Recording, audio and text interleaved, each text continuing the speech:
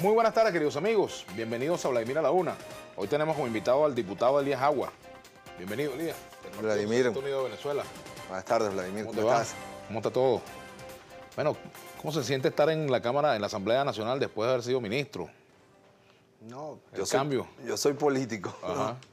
De verdad que, bueno, ha sido una nueva experiencia. No había sido yo parlamentario, ¿no?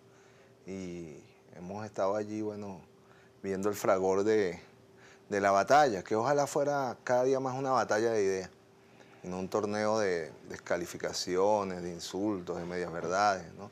Ojalá pueda Venezuela alguna vez avanzar hacia un parlamento donde se discuta desde la base de las ideas, de las visiones que sobre la sociedad tenemos y no sobre las descalificaciones. Que es ¿Eso lo vale que, para los dos? Sí, pero generalmente creo que hay una cultura de eso, pero especialmente la bancada opositora en este mes y algo que tenemos, sus discursos han sido fundamentalmente sobre la descalificación y no sobre un debate de ideas real, profundo, que ayude a avanzar pues, en una nueva cultura política en Venezuela. Pero bueno, eso es parte de la batalla y la asumimos como siempre, con dignidad. Bueno, Elías, fíjate, muchos temas. Me gustaría comenzar por lo que dijo esta mañana Henry Ramos Alup, que incluso al presidente Nicolás Maduro se le pudiera aplicar la disposición constitucional de abandono del cargo, porque el abandono no es el abandono físico, sino el abandono de responsabilidades, la violación de la Constitución, el incumplimiento de sus funciones, etcétera. La oposición se mueve en varias opciones para recortar o ponerle término al mandato del presidente Nicolás Maduro. La enmienda constitucional, el referéndum revocatorio, y ahora asoma Henry Ramos Alup esta otra alternativa. Bueno, es una verdadera irresponsabilidad, ¿no? Eso es las nuevas formas de golpes de Estado que han ensayado las élites dominantes de nuestra América. Ya conocimos el golpe parlamentario de Honduras, ¿no?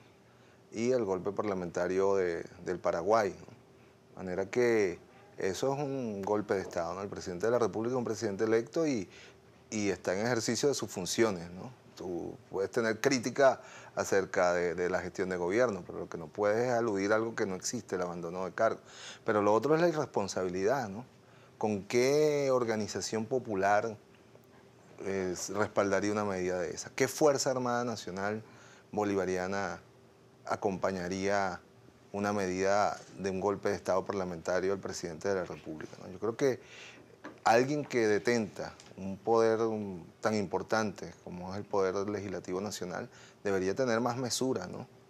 Más mesura o más racionalidad, porque tal vez no sea que lo esté diciendo por premura, sino como parte de un plan político y de sus alianzas que ha realizado con los sectores más extremos de la oposición venezolana, llámese Voluntad Popular, ¿no? Abandonando su antigua alianza con Primero Justicia. Claro, ahora, a los efectos de lo que se discuta en el chavismo en torno a estos temas, ese es un tema en la agenda del chavismo. Me refiero, por ejemplo, la renuncia, el referéndum revocatorio, qué hacer, digamos, en este momento. Está planteado en el chavismo la discusión, por ejemplo, si debe ser sustituido o no Maduro en la presidencia de la República, si debe abrirse paso a un gobierno de transición, si debe ser sustituido por alguno de sus ministros o alguno de los dirigentes del PSUV.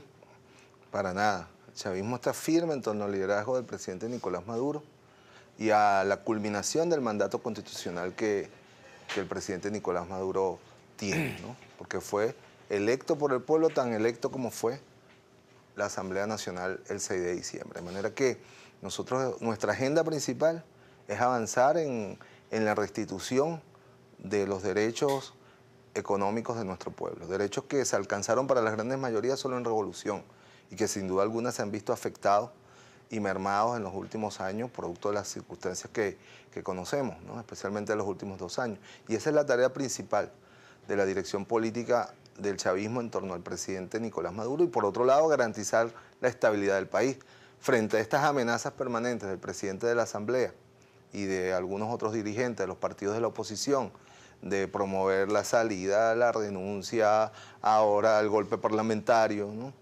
El referéndum revocatorio, bueno, que son escenarios constitucionales, ¿no? Yo no entiendo por qué le tienen tanto miedo al referéndum revocatorio, ¿no? Por algo será, porque la Constitución es muy clara. Y si ellos quieren salir del presidente Nicolás Maduro, bueno, la Constitución establece claramente cuál es el mecanismo. Pero nosotros vamos a defender el mandato del presidente Nicolás Maduro como lo hicimos en el 2004 con el mandato del comandante Hugo Chávez en cualquier escenario constitucional. ¿Ustedes y le en temen cualquier al referéndum escenario, revocatorio? ¿Le temen, por ejemplo? nosotros no le tememos a ningún escenario político electoral, ¿no? Nosotros, en primer lugar, como te digo, estamos trabajando para que nuestro pueblo salga de la situación en la que está, pues, ¿no? De las colas, de los problemas de abastecimiento, lograr nuevamente que el camino de la revolución bolivariana sea un camino humanamente gratificante. Esa es nuestra principal preocupación, ¿no? Y luego, bueno, para eso es fundamental la estabilidad política, porque para poder avanzar en lo económico es la estabilidad política. Y para eso el partido también, bueno, está trabajando para cualquiera de los escenarios que la oposición plantee. Ojalá sean estos en el marco constitucional, ¿no?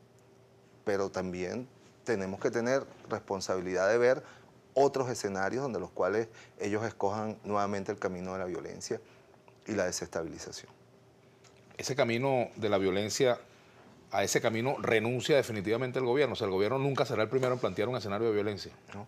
Nosotros, yo lo dije en mi intervención durante la discusión de la ley de amnistía el pasado martes, dije, nosotros en 1996, Chávez nos convenció de que nuestro pueblo no podía seguir siendo masacrado, siendo llevado a la violencia y que teníamos que buscar un camino pacífico, democrático y electoral.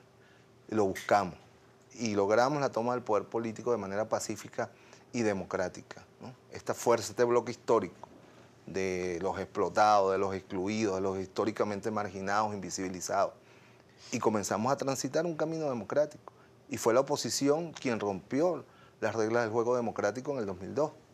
Y a partir de allí, con pequeños periodos, no lo ha recuperado sinceramente.